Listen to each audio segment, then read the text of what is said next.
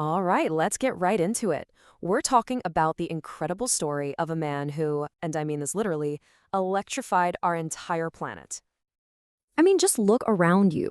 From the outlet in your wall that's charging your phone to the motor whirring in your blender. His work is absolutely everywhere. We are, for sure, living in a world that he dreamed up. But here's the crazy part, the great paradox of his life. He died completely broke and all alone in a New York City hotel room. Think about that.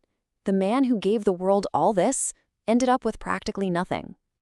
So that's the big question, right? How does a genius who basically won the future for all of us lose it all for himself? To even begin to understand that, we've got to rewind. We need to go back to a time of incredible competition, a battle that was known as the War of the Currents. Okay, so this wasn't just some small disagreement. This was an all-out battle for the future of electricity.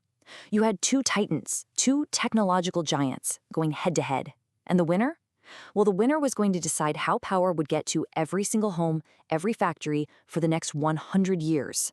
The stakes could not have been higher. So in one corner, you had the famous Thomas Edison, and he was pushing something called direct current, or DC. The easiest way to think about it is like a battery. The electricity just flows in one straight line. Simple, right? But it had this huge problem. It couldn't travel very far without losing a ton of power. And in the other corner, you had Nikola Tesla with his brilliant idea, alternating current, or AC. With AC, the current is constantly switching directions back and forth.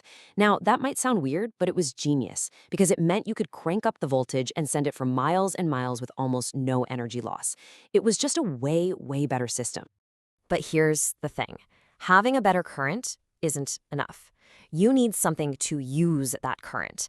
And that's where Tesla's real game changer comes in. The AC induction motor. I mean, this thing was a masterpiece. It used this amazing trick, a rotating magnetic field, to spin the motor. There were no brushes, no direct contacts sparking and wearing out. It was just elegant. It was simpler, it was safer, and it was so much more reliable. This motor is what made AC power a practical reality. And you can see the victory unfolding right here.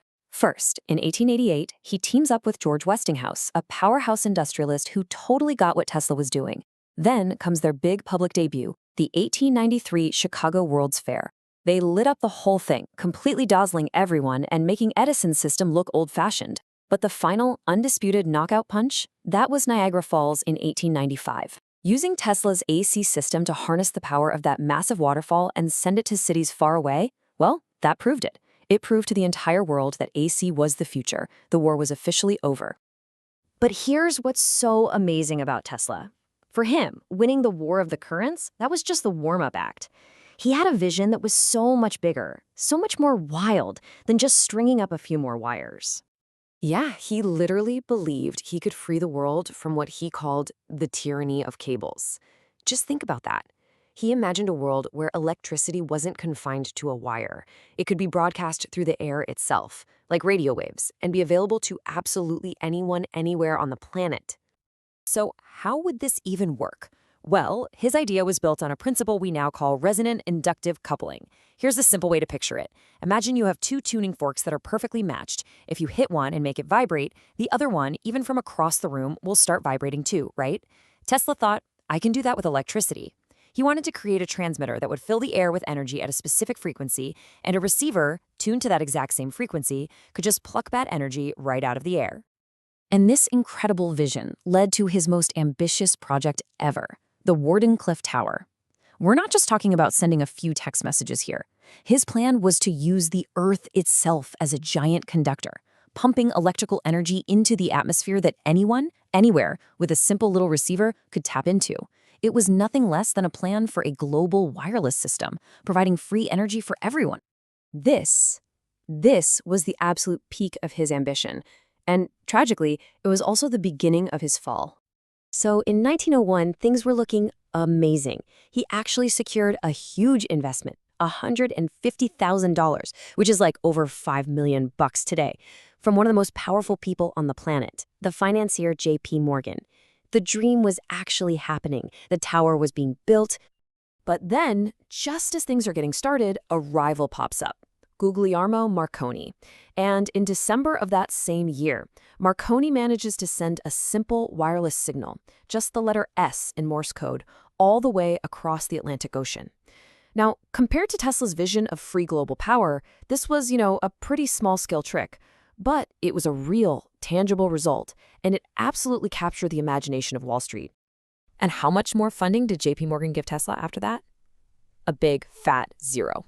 Suddenly, all the investors saw Marconi's system as something they could profit from right now, point-to-point communication.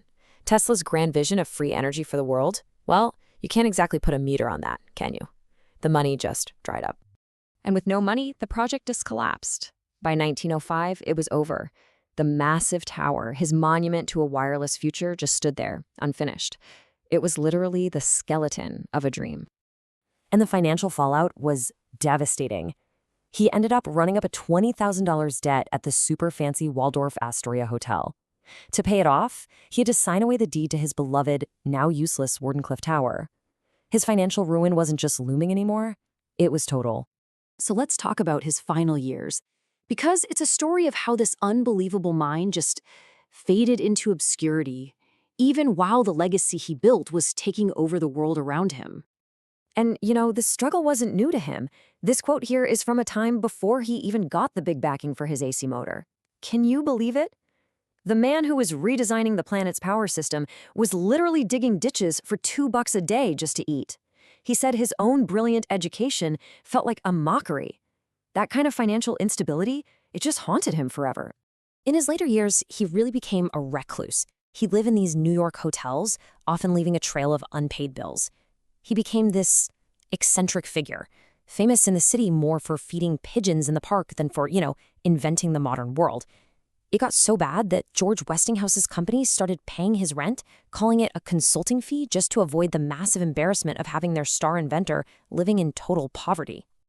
And yet, despite all that personal tragedy, his professional victory was complete. It was absolute. And his legacy is everywhere. I mean, look at this list. The AC power grid we all use, that's him. The scientific unit for magnetic strength, the Tesla, that's him.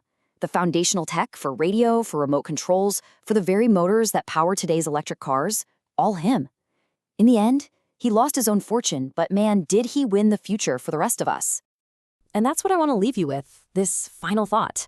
Tesla's story is this brilliant but also tragic reminder that sometimes being a genius just isn't enough.